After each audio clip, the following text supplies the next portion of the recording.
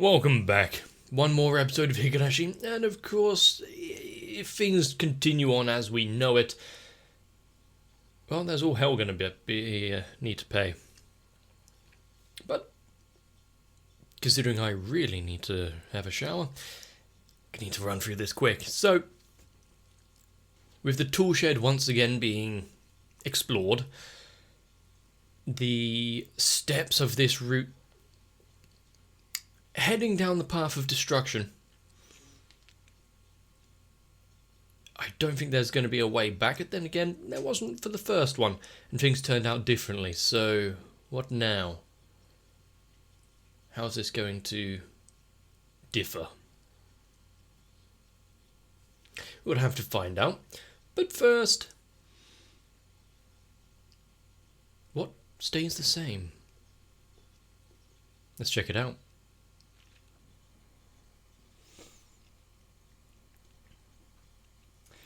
There's no backing out now. We'll find a... Why was the light itself a no, don't moment? Obviously, if they're trying to be all sneaky about it, don't put the lights on. Anyone can just walk by, but... Why is that? Who's in there?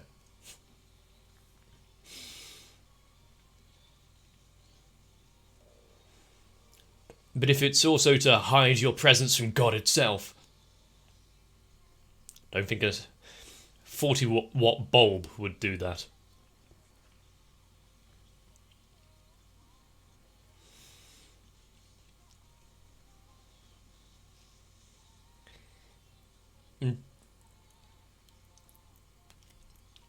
If this does,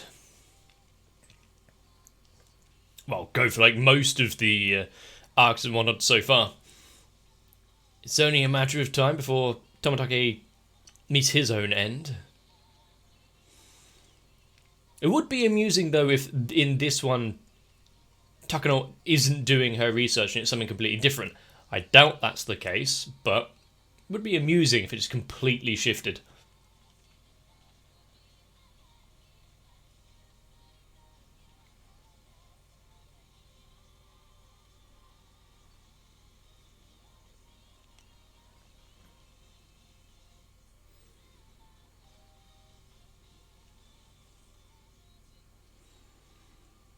And how long, if at all, are some of those shots in the opening going to become relevant?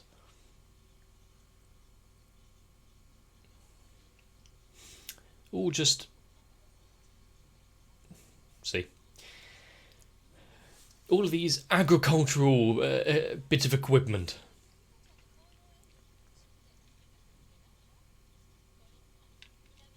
Doing in this old storehouse.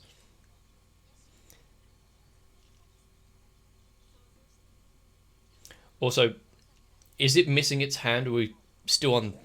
Do we have that bit of history?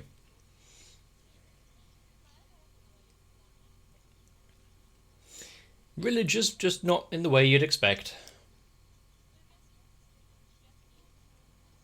Which definitely needs to have some breaking and entering before them to hear this story.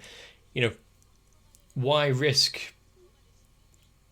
Why not risk being caught, being in places you shouldn't be? If it's time for a fairy tale. But her and her damn notebooks again.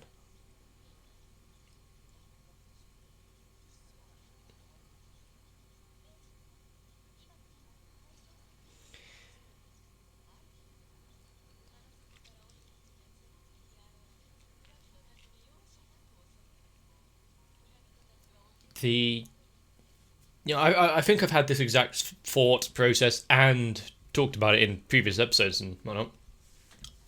But I really would like to be able to see throughout history how these tales and whatnot came about. Any sort of folklore. Was there a grain of truth as to what someone saw and it just got twisted? Like this, people going a little off the deep end. Ah, the demons!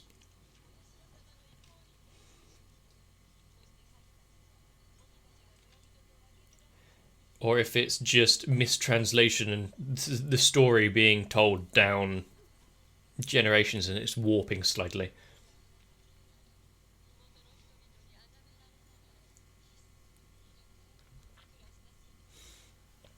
I do like the imagery and backgrounds for all of that, though, with the brush strokes and everything.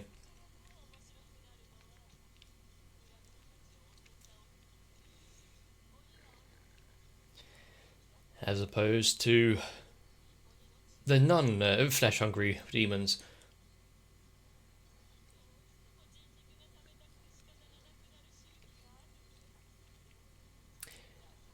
Is this the first time we've heard of like some proposed cannibalism and whatnot in this village?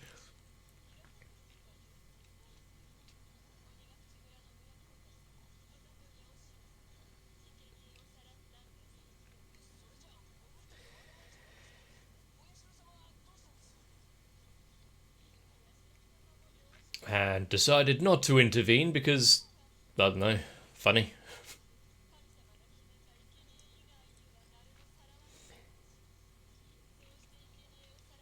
But nice of all of these stories. You know, we did have a bit earlier on with Keiichi listening to these kind of tales, getting very intrigued by it all. Oh, how the pieces are falling into place.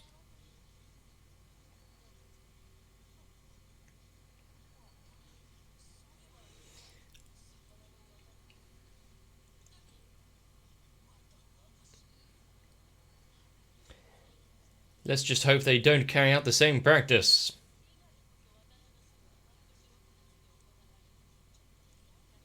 Don't you find that strange? Everything is so similar. Can't be just a coincidence. Nice fire. I mean, even if it is entirely the truth, why are you acting like that? It's the stories of the past, is it not?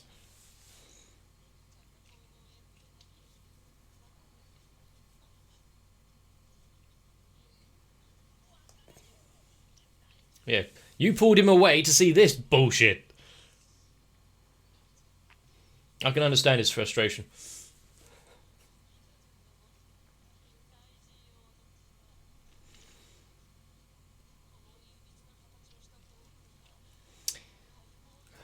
I mean, they could have a dual purpose. Really? That's the best you've got? Why not a frying pan?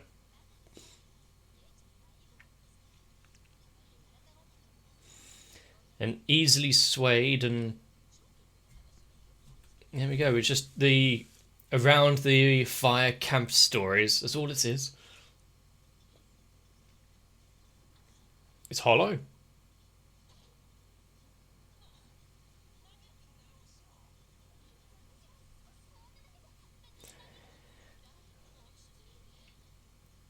The sound of it, the sound of it falling as well, is like it's cheap plastic or something.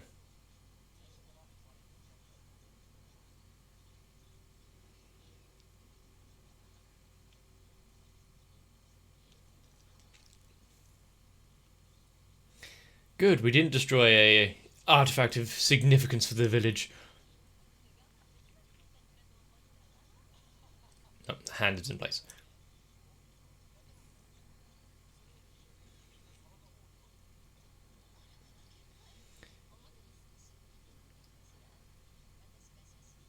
Let's hope no one is walking past while he's not on guard.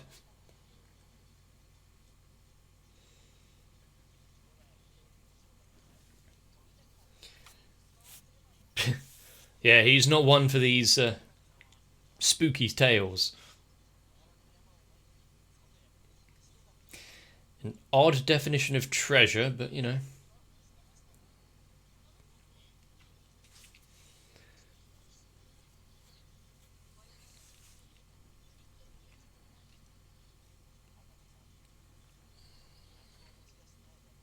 Quick, check her bags. Just a souvenir from the little expedition into the tool shed.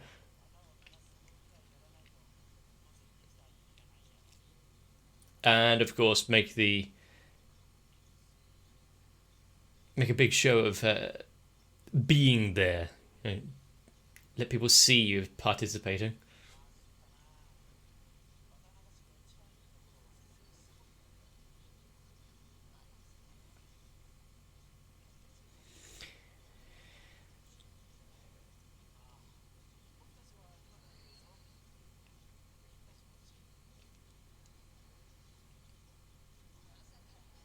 Don't want to intrude, but of course there are others that are going to be annoyed that they disappeared for a while.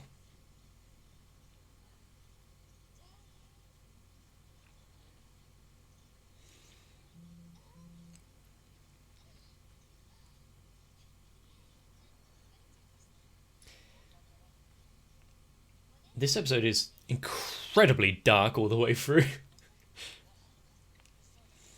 It's going to be interesting trying to find a screenshot or something that's even usable. So what is he going to say that he was doing during all of this? Yeah, don't worry, I was watching the dance. Don't ask any questions about it, though.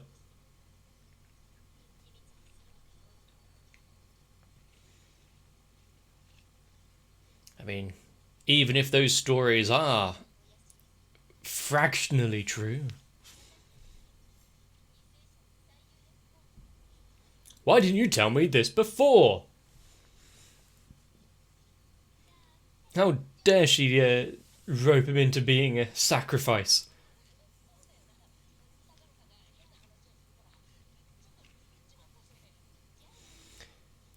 Good thing he's not paranoid.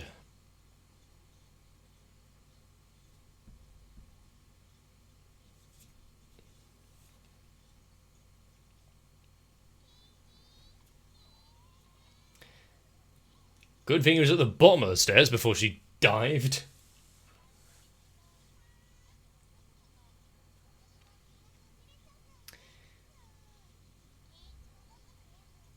Yes?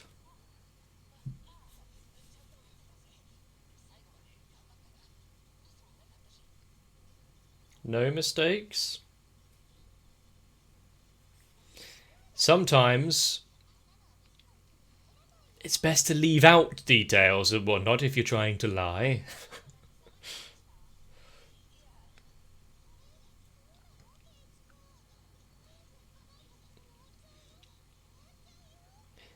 But also, I'm fully understanding now that Rika's not upset that, I made a mistake and therefore he...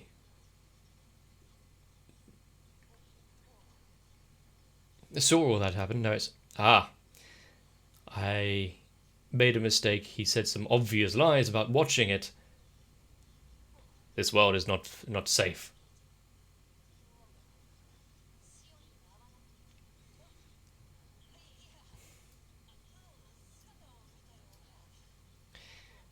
You know, why you act... I mean, yes. Yeah, she's got him there.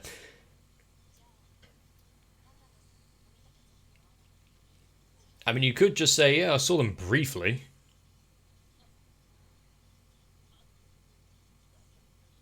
He's such a good liar.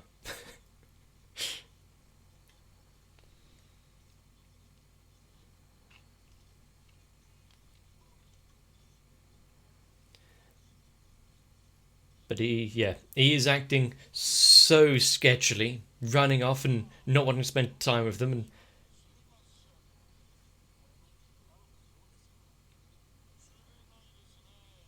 being so distant to her.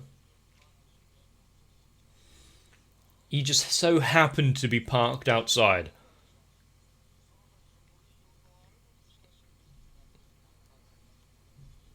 He has a way with them, yes.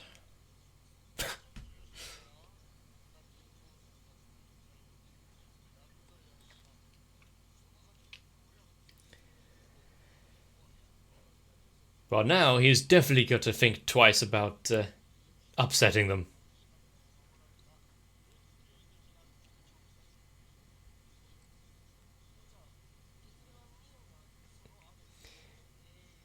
In this village, maybe being affiliated with someone of like Yakuza stature isn't too bad.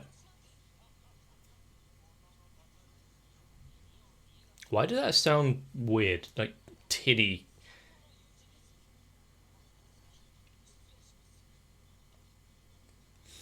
No, I insist. Stay in chat.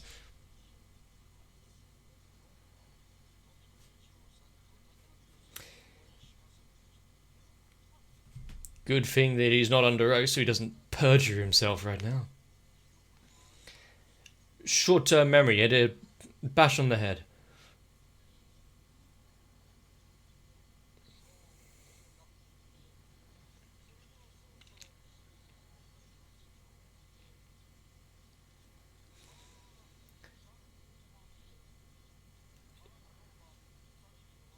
Even if he doesn't remember.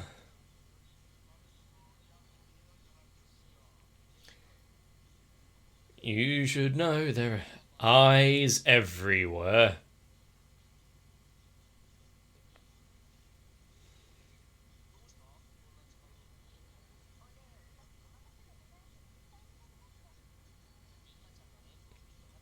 Remember who you're talking to. It might not be who you think it is.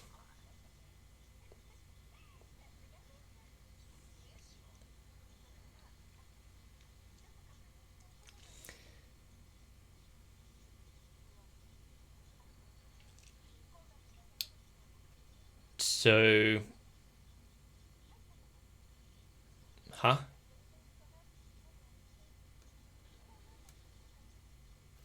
Huh?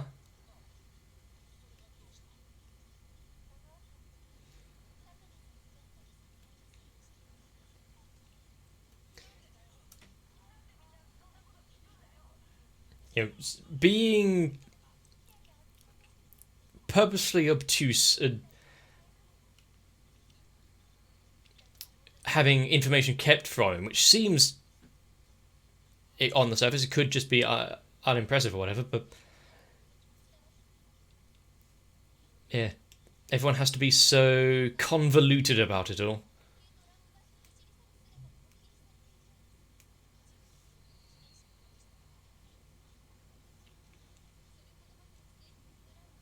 They just really needed to get to a hotel. But also, yeah, if this is the same kind of tale where you got Takano is kind of in charge of the research and whatnot, why would they need to steal a vehicle and run?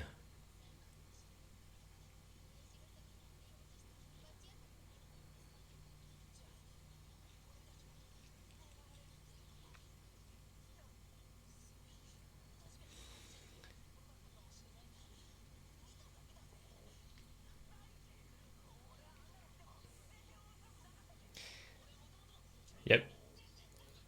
Regretting your actions. Yeah, you should have just watched.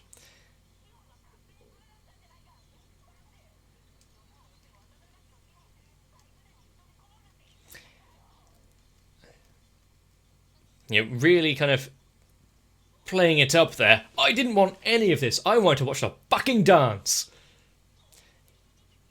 Making a good case for himself if anyone other than Shion was listening to his words.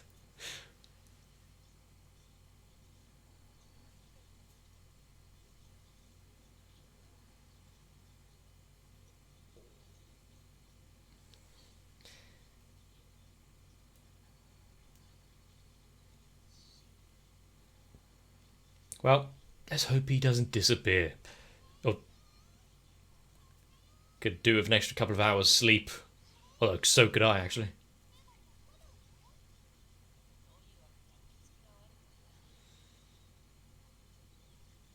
He was just up all night watching TV. Gaming. Definitely not having any fears for his eternal soul or anything.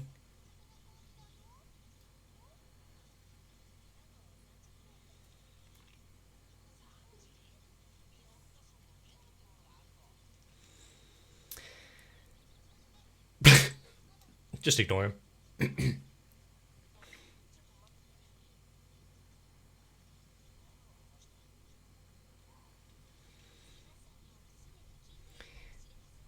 So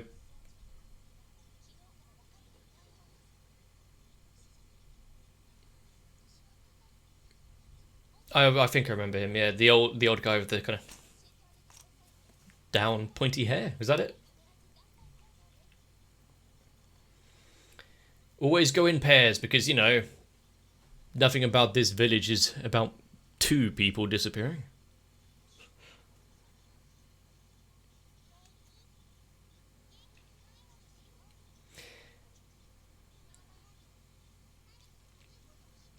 Just last night? Are we limiting it to just that?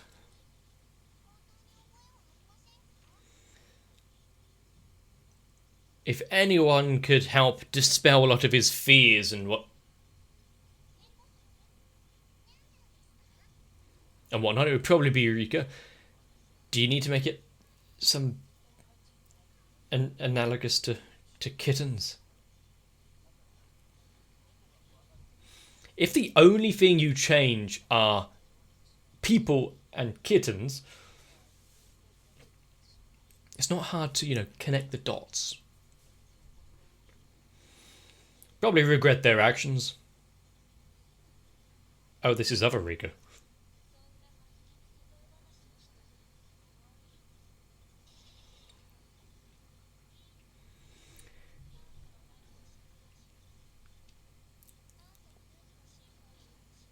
Ah, yeah, okay, that's fair. Yeah, worry about it or not, who cares? This wild line, it's screwed. Just enjoy whatever little time you got left. He did say he wanted to.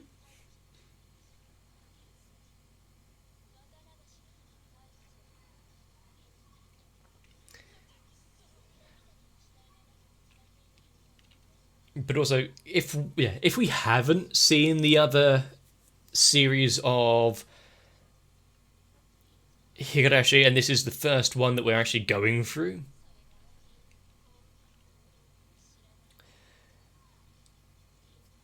it is a neat little bit of a what the fuck is going on, Rika? What?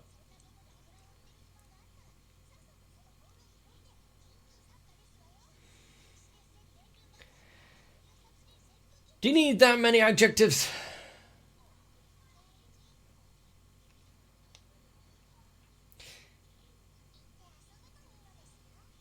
Yeah. Ignore the rest of it. Just go play. That's not a warning or anything. It's all gone wrong. Everything's bad. Just try to make the best out of it. Although she can't exactly just tell him, you know, see you in the next life.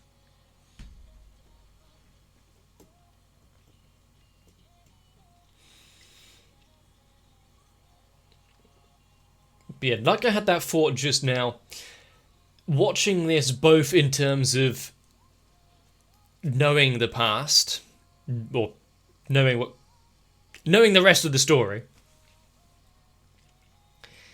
and kind of watching it as a newcomer, tried to see what it would be if you didn't have some of that knowledge.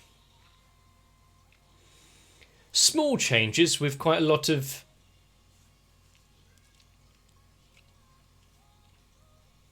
emphasis and meaning behind them.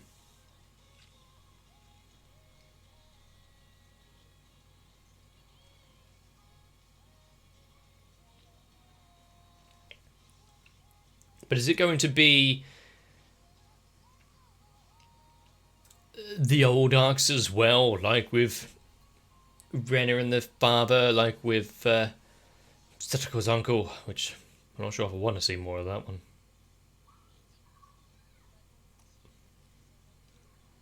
You know, rather than be whisked away on flights of fancy and going to see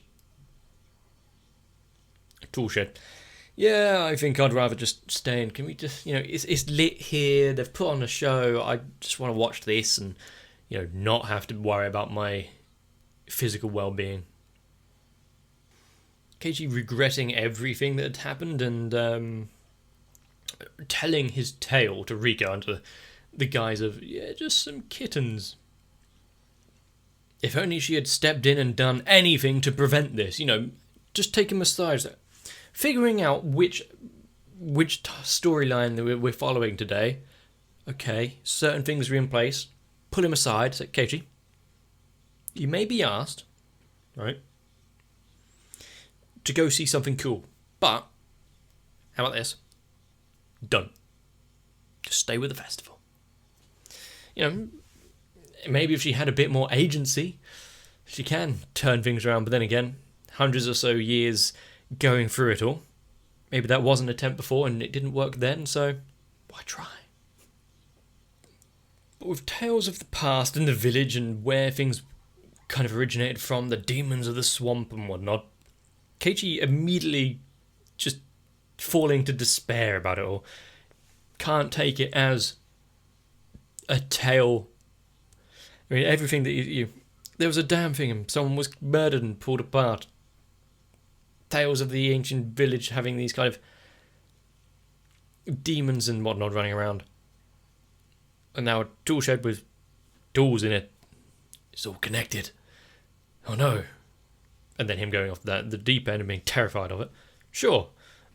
But also it could just be an old story. But with that being said, I really don't have much that I can even think about with this episode. Because, well, Higurashi, we've been through it so many times.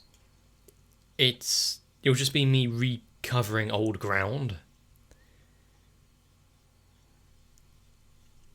I do like the fact that, Rika was kind of creepy old voice of wisdom Rika and the everything that came with. But of course the Shion-Mion controversy, the switch up between them. And maybe he should have had some code words. Ones that he would tell that only one of them should know which one he's talking about, or talking to. But once again, Tomotaki going missing. Well, depends for how long. Are they going to find the Takano in a barrel again? Barrel again? It is kind of fun seeing what differences and what stays the same. Sure, they talked about the tools that were in the shed, what we kind of saw, although some of them were, I believe, a bit more implicative of danger and death in the original arc. Not just, oh, here's a pitchfork and a hoe and a rake.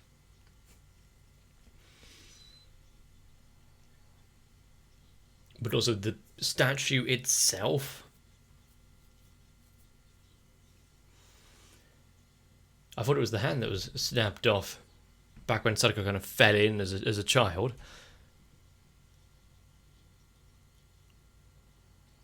Now it's this hollow head instead. Okay. But, I know, just chuck it down to another mystery of this place, the dangers of the village. But yeah, I really don't know what more to really talk about with this one. Other than now, I think seeing really Rika in a different light, knowing that everything we know now and some of her reactions aren't to the here and now as to what they're actually talking about, but the wider implication of the timeline they're in and what's about to occur. It's only a matter of time before everything goes wrong. But I guess we're going to take a trip down to the Sonosaki basement sooner or later. So, won't you join me? If you enjoyed this episode, let me know. Leave a like and a comment down below. Consider subscribing to the channel. Maybe jumping onto my Discord for notifications and memes and maybe a vote every now and again. I need to do one other one soon. But for the time being, take care of yourselves. Don't go where you're not supposed to. Even if there aren't any demons, just...